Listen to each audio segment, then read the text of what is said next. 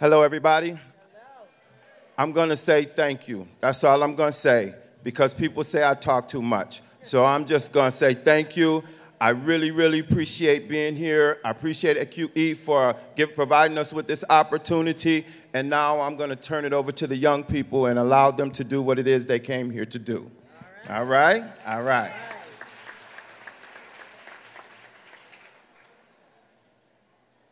Lift every voice and sing till earth in heaven ring. Ring with the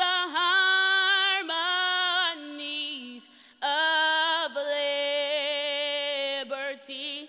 Let our rejoicing rise high as the listening skies. Let it resound loud as the rolling sea. Sing a song full of the faith that the dark past has taught us. Sing a song full of the hope that the present has brought us. Facing the rising sun of a new day begun. Let us march on till victory is won.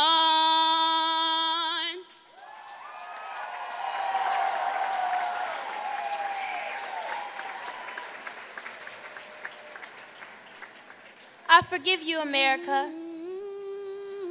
I forgive the founding fathers of slavery and their counterparts. Those who still perpetuate bigotry and prejudice today.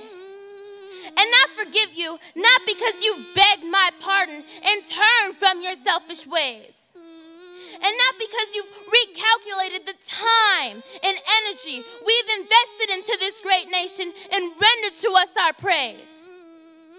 And not because you've opted to play fair and rendered to us our fair share. I forgive you because I need to be free. I've become a slave to anger, resentments, and frustration. And the pain, oh God, the pain is causing me to try to hurt you, my sister, and you to try to hurt me. I need to say, so what we didn't get our 40 acres and our mules? We got 40-hour jobs, and the grandchildren and great-grandchildren of former slaves got the right to go to school. Education, education, a good education equals opportunity and capital. Benjamins, money makes the rules. Loud as the rolling. I gotta tell y'all something. Because y'all don't understand. Y'all think this is a game. But let me clear up a mystery that's been well hid.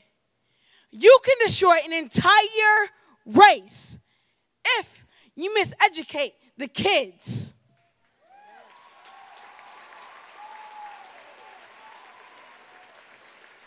They make capitalism the law of the nation. And you'll get a bunch of minimum wage slaves on a modern day plantation.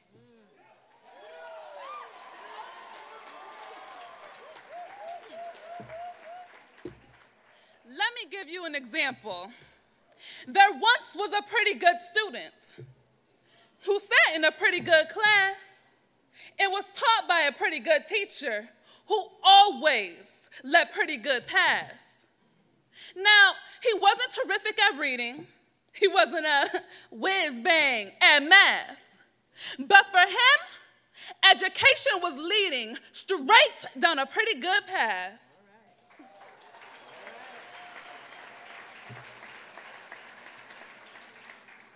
He didn't find school too exciting, but he wanted to do pretty well.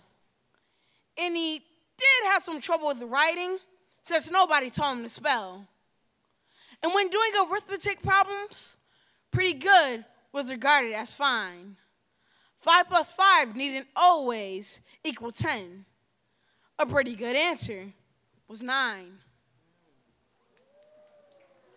You see, the pretty good class that he sat in was part of a pretty good school. The student was not an exception. On the contrary, he was the rule. The pretty good school that he went to was there in a pretty good town. And nobody there seemed to notice he could not tell a verb from a noun.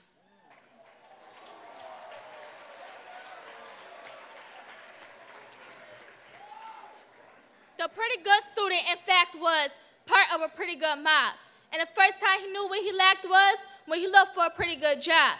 It was then he saw a position. He discovered that life could be tough. And he soon had a sneaky suspicion pretty good might not be good enough.